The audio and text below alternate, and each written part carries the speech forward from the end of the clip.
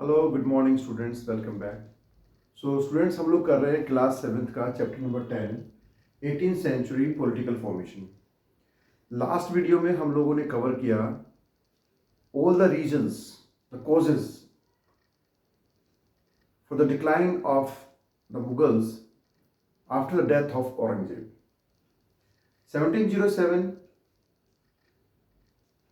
Aurangzeb died, and after death of Aurangzeb, we have discussed that the later Mughals were inefficient and incapable rulers, and they were unable to control the central authority.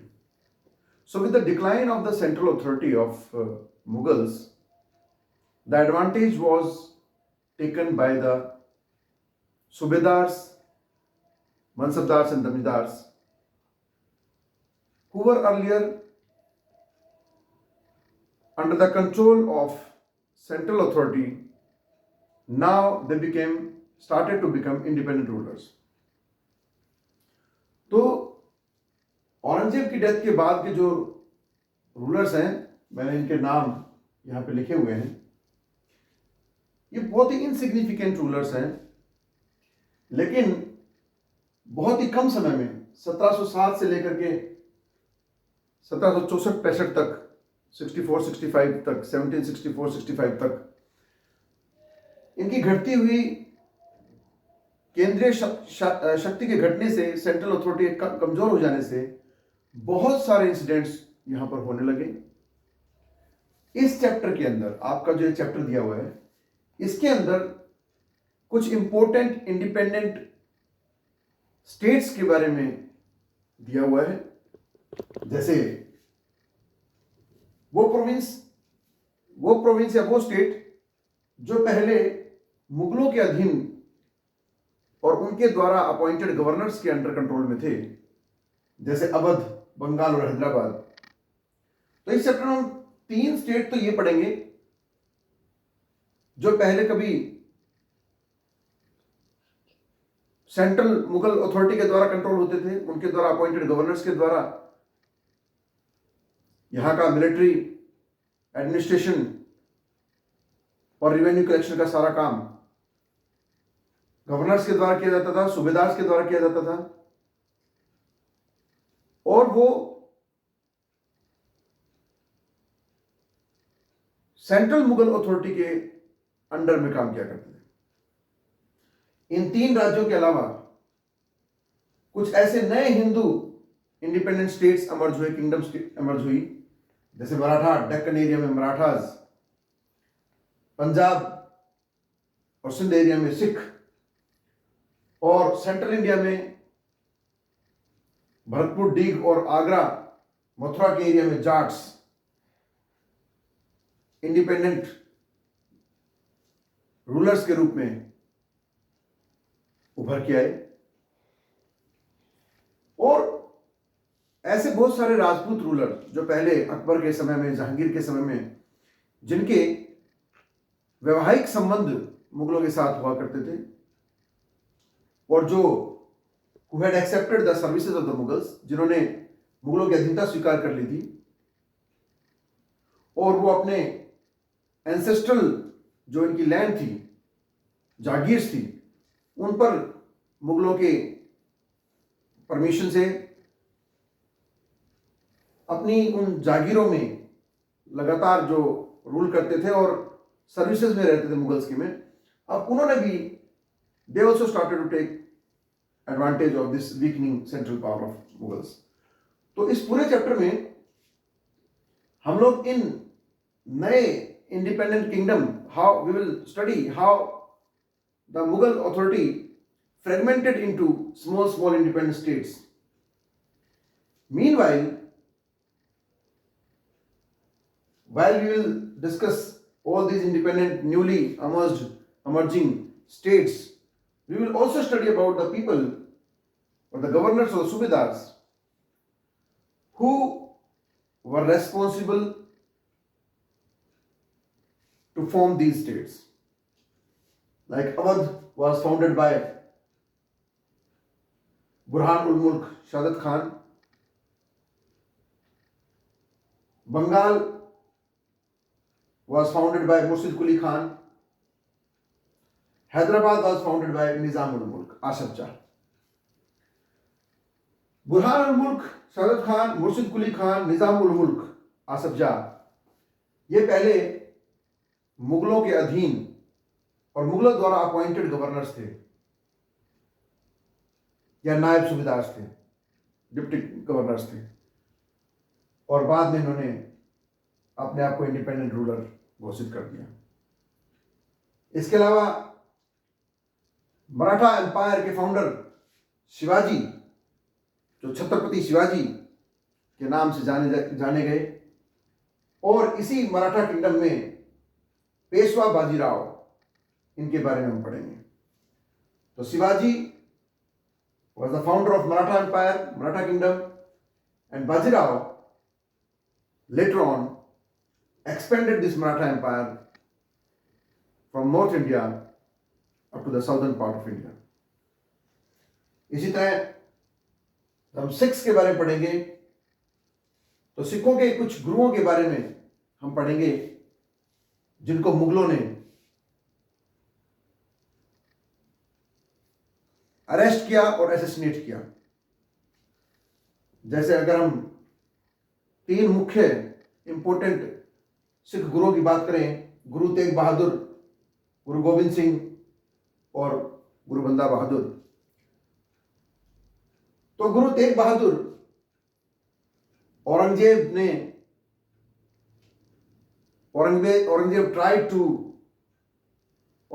forced him to convert his religion from Sikhism to Muslim, but he did not accept it. That's why Guru Tegh Bahadur was arrested and he was assassinated in Delhi.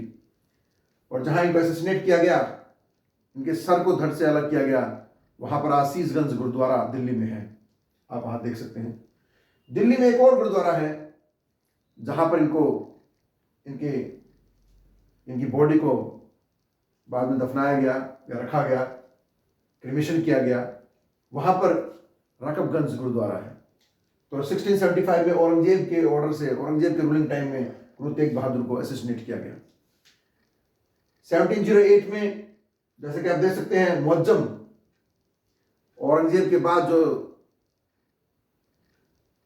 Mughal बादशाह बने, जो Bahadur Shah one के नाम से गद्दी पर बैठे, उनके समय में गुरु गोविंद सिंह जी को,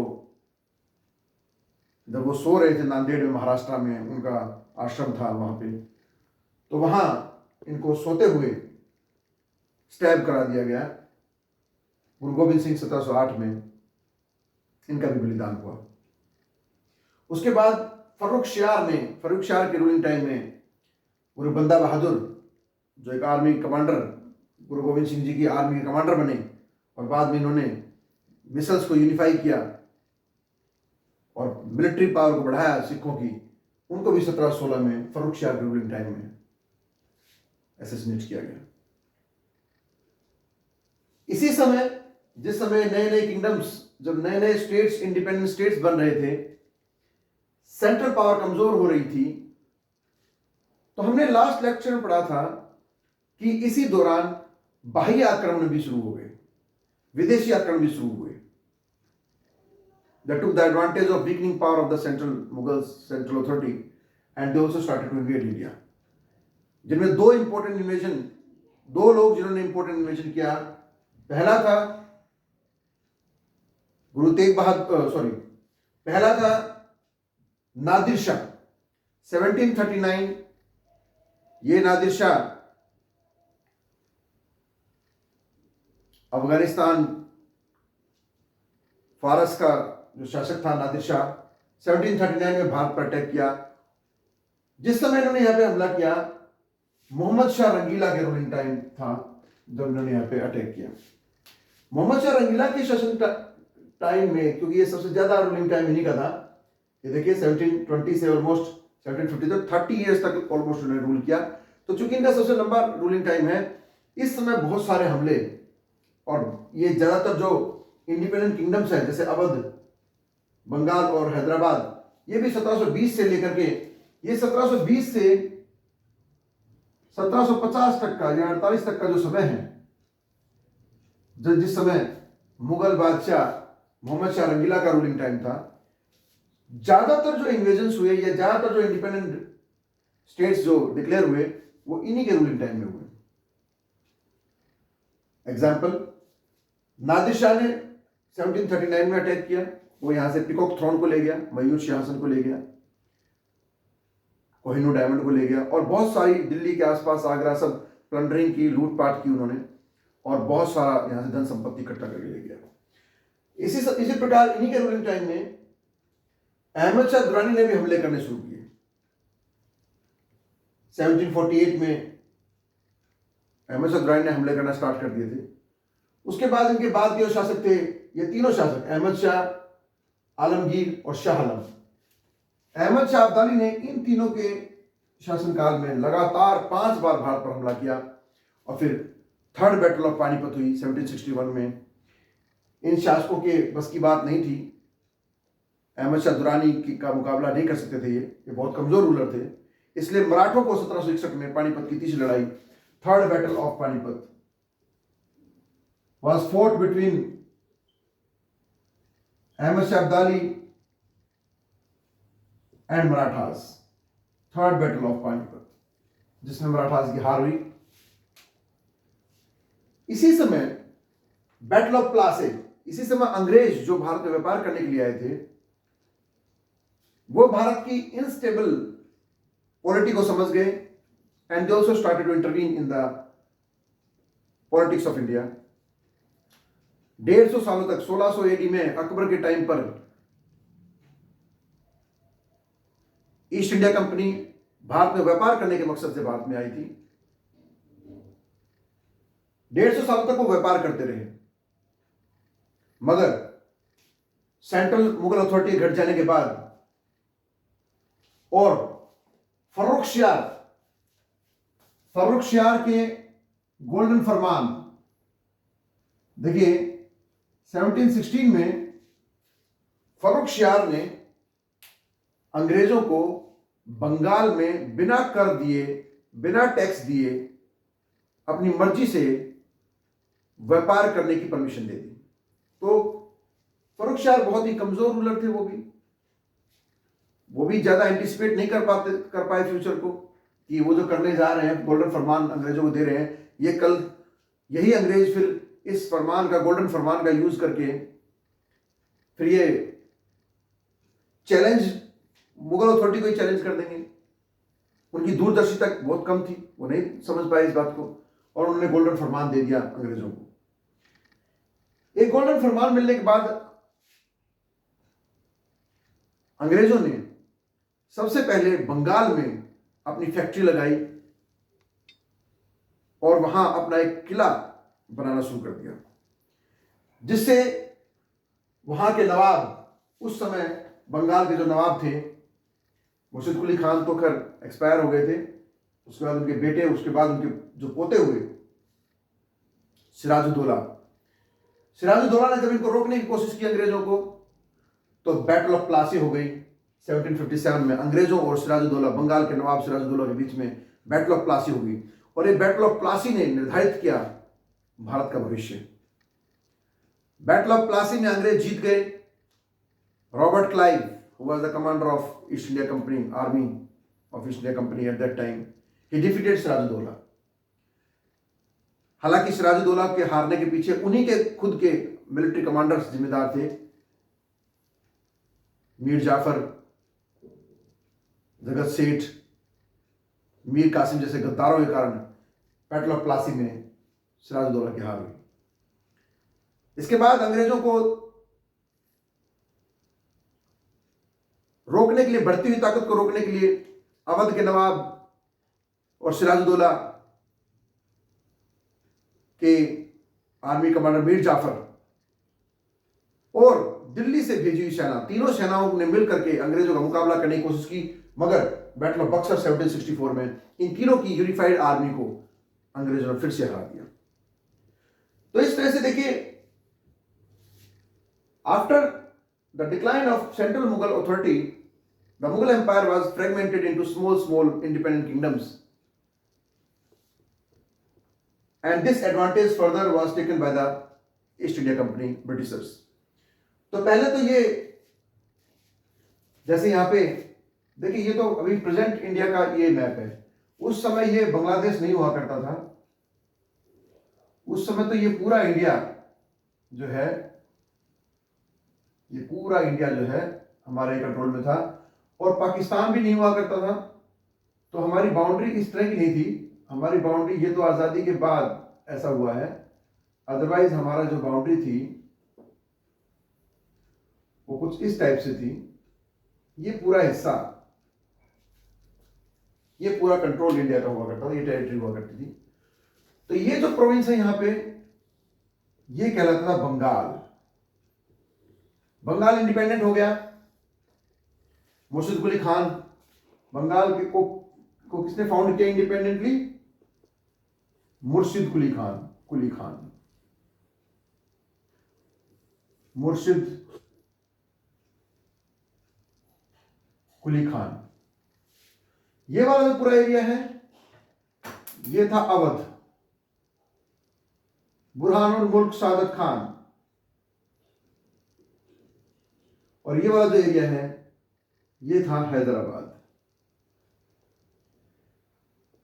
आसफ जाह ने अपनी पावर को कंसोलिडेट किया और उन्होंने भी अपने आप को इंडिपेंडेंट राजा घोषित कर दिया। तो आप देख सकते हैं कि जब सेंट्रल अथॉरिटी कमजोर हो जाती है तो देश कैसे फ्रेगमेंट हो जाता है, टुकड़ों में टूट जाता है। ये वाला एरिया सिखों के कंट्रोल में आ गया,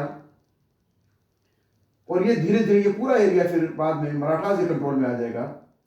मराठा जो है वो हैदराबाद के नवाब को भी हरा देंगे, और बाद में मराठास की जो एम्पायर है पूरी ऐसे हिंदुस्तान में यहाँ पूरी सब पर अपना टैक्स लगाएंगे। जाटों को भी हरा देंगे, राजपूतों को भी हराएंगे, और हैदराबाद के नवाब को भी हरा देंगे। बाजीराव के टाइम पे, आपने बाजीराव मस्तानी मूवी देखी होगी। बाजीराव जो कि बालाजी विश्वनाथ के बेटे थे, वो सबसे पावरफुल पेशवा रहे हैं मराठा एम्पायर के, किंगडम के। तो उनके समय में ये लगभग सारा ही मराठा उसके। तो यहाँ पे मराठा जो है पॉपअप हो रहे हैं, एक नया शक्ति के रूप में उभर रहे हैं। और यहाँ ये कुछ एरिया जो है, ये सेंट्रल एरिया जो है, ये वाला, ये जाट से कंट्रोल में चला गया।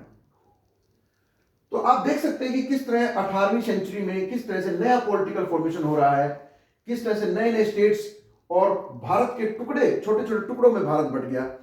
India complete Mughal empire was fragmented into small parts, जिसका फायदा फिर अंग्रेजों ने भी उठाया और बाह्य आक्रमण भी हुए। तो फ्रेंड्स, आज के इस वीडियो में आपने इंपॉर्टेंट रूलर्स की टाइमलाइन को नोट कर लीजिए, बहुत इंपॉर्टेंट है।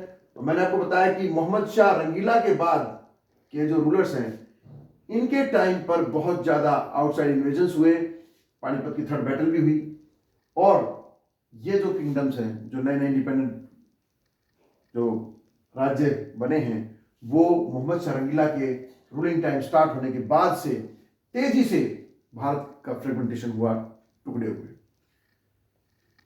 ये नए नए स्टेट्स और इनके फाउंडर्स के नाम भी बड़े इंपॉर्टेंट हैं। अवध को फाउंड किसने किया? बुरहानुल मुल्क सादत खान। बंगाल को मुर्शिद कुली खान, और ये शिवाजी, बाजीराव, चुरामन, राजा सूरजमल, ये जाटों के जो है किंग्स थे।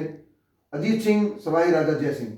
सवाई राजा जयसिंह के बारे में भी हम पढ़ेंगे, और बाकी लोगों के बारे में हम पढ़ेंगे नेक्स्ट लेक्चर में। मैं आपको बताऊंगा कैसे जो हमारे इंडिया में 5 सनडाइल पाई जाती हैं, जैसे इंडिया में है, दिल्ली में है जंतर मंतर, जयपुर में भी है एक ऐसी सनडाइल।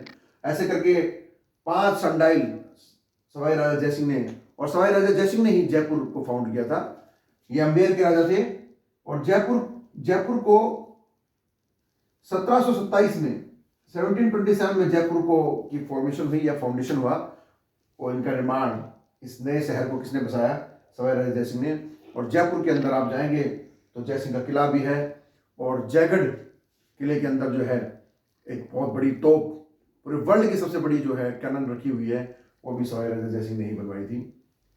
तो इस तरह से इन चीज़ों के बारे में हम धीरे धीरे आगे बढ़ रहे हैं और इंपॉर्टेंट चीज़ों को कवर कर रहे हैं। तो फ्रेंड्स, आज के इस पार्ट में इतना ही काफ़ी है। आप इसको ध्यान से स्टडी कीजिए, टाइमलाइन और ये सिख गुरु, ये इन्वेजन्स, ये सारी चीज़ें बड़ी इंपॉर्टेंट है। तो मिलते हैं नेक्स्ट वीडियो में। Thank you so much.